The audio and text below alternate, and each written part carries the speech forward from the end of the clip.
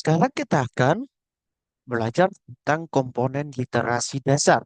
Nah, di sini kita akan melihat beberapa komponen literasi. Pertama, membaca. Nah, membaca itu adalah aktivitas fisik dan mental, bukan hanya mengenal huruf, kata-kata, dan kemudian menarik kesimpulan bacaan. Membaca itu seperti kita mau menerjemahkan simbol jadi arti, huruf-huruf yang disusun menjadi kata, kata-kata yang disusun menjadi kalimat, kemudian menjadi paragraf. Membaca itu bukan sekedar kita mau menyuarakan dengan lantang apa yang tertulis, melainkan kita memikirkan makna dari bacaan. Jadi bukan asal membaca saja, tetapi kita mau melihat apa yang dimaksudkan tulisan yang sedang kita baca.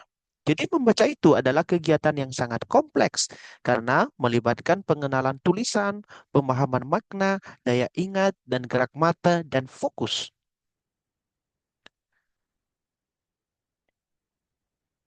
Nah, di sini kita akan mempelajari tahap-tahap membaca. Nah, ternyata membaca itu ada tahap-tahapnya. Setidaknya di sini ada 4 tahap di dalam membaca.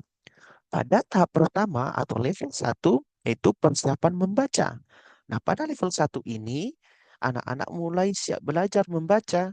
Biasanya dimulai dengan mengenal huruf A, B, C, D, sampai Z. Dan merangkai huruf jadi kata. Misalnya, huruf G, U, L, A. Dibaca gula. Nah, kemudian pada persiapan ini biasanya anak-anak berusia 6 tahun atau lebih awal.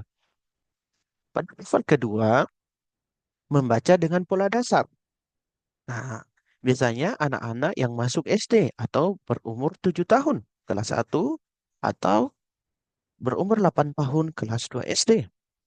Di mana pada umur tersebut, anak mulai belajar menghafal kosakata baru, menulis dan membaca kata sederhana.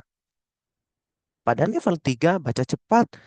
Nah, pada level 3 ini, ketika sudah membaca buku, maka ada yang namanya membaca cepat dan memahami apa yang dibaca. Membaca cepat dapat dilakukan dengan cara latihan. Pada level 4, membaca banyak buku. Setelah tadi sudah bisa membaca dan memahami apa yang dibaca, maka langkah selanjutnya adalah membaca banyak buku. Bukan hanya satu, dua saja, melainkan harus banyak supaya kita bisa memperoleh pengetahuan yang banyak. Semakin banyak membaca, semakin banyak pula mengetahui keadaan dunia. Oleh karena itu, kamu harus membaca berbagai jenis buku untuk memperluas pengetahuan dan meningkatkan pemahaman. Nah,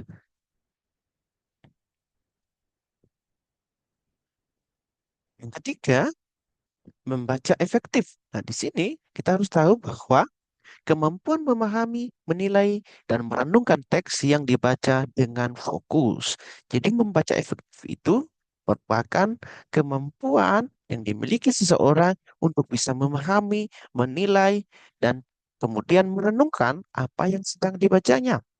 Setelah itu, dapat mendiskusikan informasi yang diterima melalui bacaan kepada teman atau guru. Nah, membaca buku dengan cara efektif dapat dilakukan dengan menemukan ide utama secara keseluruhan dari sebuah buku tersebut. Kemudian, setelah memperoleh ide atau informasi yang kita perlukan, kita hubungkan dengan ide utama buku. Nah, pada bagian keempat, memahami teks. Bagaimana cara kita memahami teks? Nah, memahami teks dapat kita lakukan dengan cara mengerti isi pesan dan tujuan dari sebuah tulisan. Misalnya buku ajar. Nah, buku ajar itu tujuannya apa?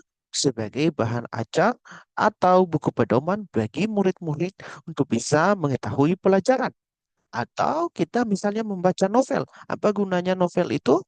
Ya untuk memperkuat imajinasi kita, atau kita mengetahui pesan-pesan yang tersirat atau pesan-pesan moral yang ada dalam cerita. Kemudian menangkap ide dan menemukan informasi penting. Dan yang ketiga,